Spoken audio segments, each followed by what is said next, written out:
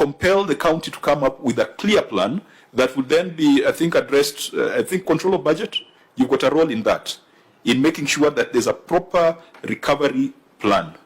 And sometimes that's what some of these counties need, because primary oversight has died across the counties. The county assemblies are completely incapable of holding their governors to account. When we bring the governors here, we are doing secondary oversight. We don't have an insight or input on their budgeting, on their procurement, on their spending, on their appointments. We are, what do you call those doctors who Johansen would work? Yeah, we are morticians. We are morticians. And yet the public will tell me in my county that you are not correcting the government of their misdeeds. And yet that is a primary responsibility of the county assembly. So that's the frustration that brings us to this thinking that there are some counties where we need to put under administration for 60 days. And I want to encourage you to apply your mind to it, because it is not necessarily killing devolution, but the corruption and the bad behaviors in county governments, some which are led by governors from the party that Senator Sifuna comes from, is an embarrassment. Correct. Chair, in fact, that's the part of the provisions that I wanted to point the CS to. And the other attribute of a party that I come from is that we like to take bold action. CS, just for the sake of the frustration of the Senate, just give us one county. But you see, I'm also wondering how this will work, because you've also been accused as a ministry. They say that the National Treasury thinks that it is a treasury for the national government, that you prioritize national government. Can you tell us, for instance, sitting here today, whether you ever comply with the disbursement schedule that is passed by the Senate? What is the most current disbursement now? You see, Chair, that this particular mechanism would only work where the National Treasury is actually complying with what is it called, the disbursement schedule. So if you are telling governors you'll punish them for 2 months, and they are saying the last disbursement you have said is for which month are we on? In August, they'll tell you the last money they got is for May. Then how will this mechanism come in, CS? So personally, I just wanted to let you know that personally I'm very happy with the move to the accrual basis, because the CS knows that I'm also an accounting officer, I'm audited, and the Auditor General has been giving me grief because they see the money that the National Treasury owes my political party, and they don't want me to put it there. That the National Treasury owes me 11 billion Kenyan shillings as ODM. But I'm happy now. My finance manager, who's your friend, the Honorable Kawino, will have an easier time. It's the only query that the auditors raise, that we budget for money on the expectation of the law. On the expectation of the law. We have court orders from here to Timbuktu. But the National Treasury and Parliament have refused to comply with those court orders. So I'm happy that when we move to this new system of accounting, we will not get the grief that we usually get from the Auditor General. But that is the question you need to think about. If we do not comply with the disbursement schedule, then this mechanism cannot really help, because the governor will say that is the norm anyway. That is the norm anyway. So maybe you can think about that. But from our perspective as a Senate, we need that list of shame that he's talking about. We need that list of shame so that people can know that there are mechanisms in the Constitution to be able to deal with these issues. Lastly, Honorable Chair, the National Treasury is also accused that in my county here in Nairobi, although we have the largest number of pending bills, the national government owes us a lot of money, but you just refuse to pay the county. It is very difficult, Honorable Mbadi. You have cited 2 ways of killing devolution, but you've left the main one out. The main one is we need to properly fund our counties. National government institutions have refused to pay Nairobi County what is due and owing to the county government of Nairobi. If you paid us our money, we would be able to take care of those pending bills for as long as we have an administration that cares about the people of Nairobi. So maybe think about those, Waziri, as well. So you, in accordance with this transition, it means that in this financial year, you'll be reflecting financial assets as ODM of 11 billion. Correct. and this treasury will have to pay. They will have to pay. You know, Chair, in fact, I want the CS to know that I am going to initiate recovery proceedings. So if you see me obtaining orders for your detention, don't think it is political. I just need that money, and you know why I need that money. It will be entirely professional and technical. Correct. Yes. I think the first part was how timely are we? Because if you are holding disbursements for 60 days, then you can only do that in a regime where you are timely in your disbursements. Thank you. Chair, I will address this, but allow me to start with what my Secretary General says about my possible detention. And just also to own up and say that if there's one thing that I pushed with the finger, probably even harder than the SG when I was his chairman for 10 years, was allocating the resources that are statutory provided for political parties. And that, up to now, is something that is not happening, largely because of financial challenges. But the money owed to any political party will now be a clear debt recognized in books. And so it will no longer be an audit query. And we will do whatever we can to try to make sure that money goes to political parties, because our constitution makes Kenya a multi-party democracy. And political parties' position in our democratic space cannot be overemphasized. And as someone who has been in party leadership for all that time, it is something that I would not shy away from repeating, that we must try to work on. So I hope, my Secretary General, you will not implement your, is it a threat? But I would understand. As long as it's done through the proper justice and legal systems, because yes. I know he has a group of goons that can detain you at short notice. No, the advantage I have is over 90% of those goons are my friends. You are completely out of order for... Yeah, but anyway. Chair. Now, and I then proceed and address these other issues, because I think that has... Okay. There are other issues that were raised. Yeah. Then I could address them quickly.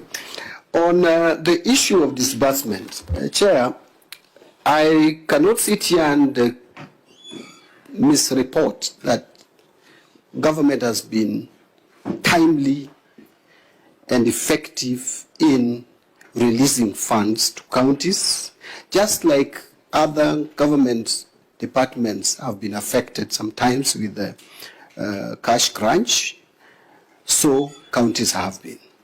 And I will tell you that at times counties get even better favorable treatment from the National Treasury than other MDAs and other spending units of government. And that is also because the county government is a bit unique in the way they are structured, because if you don't give them money, you are like shutting their doors and closing them completely. So a lot of efforts have to be made. But I would also pride myself here and give and say that this government has been very responsive in terms of addressing the cash challenges to counties. Why do I say so? I remember last year, last financial year, apart from the arrears that were carried forward from 2023 to 2024, 2023, 2024, there was carryover to July 2024, which is 2024-2025, the year that just ended. There was a carryover of about 31 billion. That's the amount that was paid in July. After that, it almost took us to October to again give money to counties because of the division of revenue and county allocation of revenue bill, which delayed. And this has been the practice, Chair. And there is no single year for a very long time when the government of Kenya, national government, has, through the National Treasury, has transferred full allocation for the year to the counties. But I must be with confidence and happiness, I would say that 2024-2025 was a different year. That by 30th of June 2025, we not only transferred all the allocations for 2024-25 to the counties by 26th of June, but that even the arrears for 2023-24 was paid of 31 billion in that year. So we paid all the 387 billion allocation plus the arrears that were carried forward. Now, that was done. In fact, the May transfer was done on 19th of June, and the June transfer, the June 2025 allocation was transferred on 26th of June. Now, even though we don't still have County Allocation of Revenue Act in place, which I think National Assembly, I don't know whether they passed it yesterday or they're passing it today. I think we have processed Kara. The Senate has done with it. Is done with it. Because the beauty is that this year DORA was approved on 30th of June, so there was no delay on DORA, but on Kara. Kara is in the National Assembly, the Senate, I'm aware. Actually, I think they indicated yesterday, I listened to National Assembly, they said they will pass it today, I think. Now, DORA, again, was passed quickly, Chair, and you'll agree now I can disclose that we had an engagement, the Senate leadership, National Assembly, and the Treasury, and we agreed that there is no need to fight. I mean, we are serving the same people. And when a proposal was put to the National Treasury to increase by 10 billion, I accepted on behalf of the National Treasury in consultation with the government. And so we quickly agreed, and in a record, for so many years now, we haven't had Division of Revenue bill being assented to before 30th of June. Now, this year, so I was saying, even without Kara, I've already given instruction to my team. On Monday, latest Tuesday next week, we are going to transfer the July allocation to counties in full to all the 47 counties. And so then we will now remain with August, which we are still in August today. But I want to commit here before the people of Kenya. Senator Sifuna, what are you whispering? I'm saying now, that sounds like us. Us who? As ODM. That's a very rare compliment. That's why I wanted it to I'm happy. We are gradually moving towards, with my SG, towards him understanding what the expert they sent to the Treasury has been able to achieve. I think he has taken a bit of time really to appreciate this, but he's appreciating it, and I thank him. Now, so I want to commit here to the people of Kenya that the July allocation to counties, all the 47, will go latest Tuesday next week.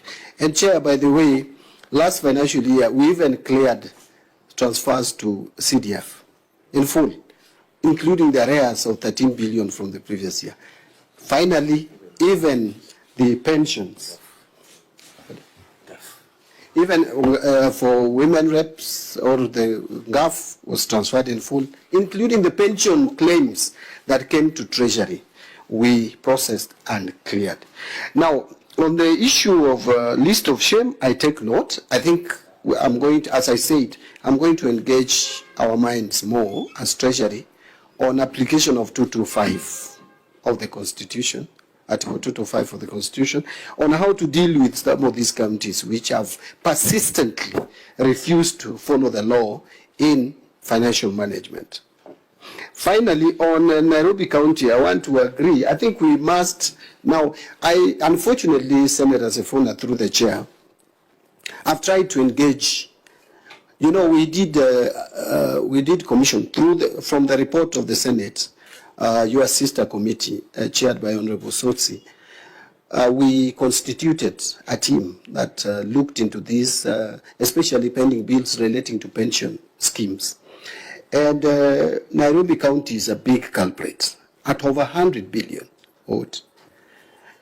And Mombasa County at 28 billion. The others are about $1 billion or less, but not to say that they also don't owe money. Now, I've tried to engage. We've sat with Mombasa County, and I wanted also to meet Nairobi County. Somehow it has been difficult. The governor sent his officers, but I thought if I have to engage, I need to engage with the governor because he is the buck stops with him. So once we get this engagement, we are going to agree. In fact, there are a lot of proposals. I don't know whether this report has come to the Senate, but it will come if it has not come. There are a lot of proposals how to deal with these amounts owing.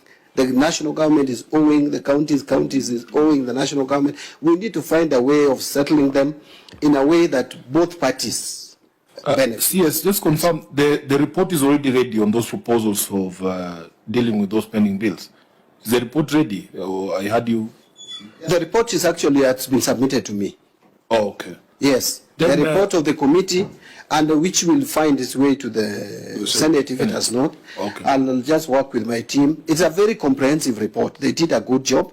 And so we need to tie it up. So first I'll meet with the Nairobi County because it's the biggest culprit here.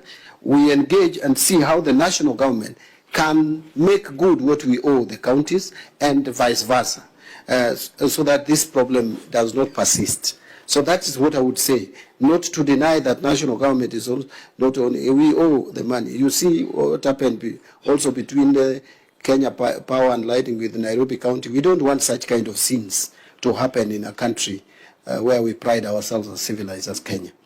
So I think those are the issues that were raised, Chair. Okay, just to allow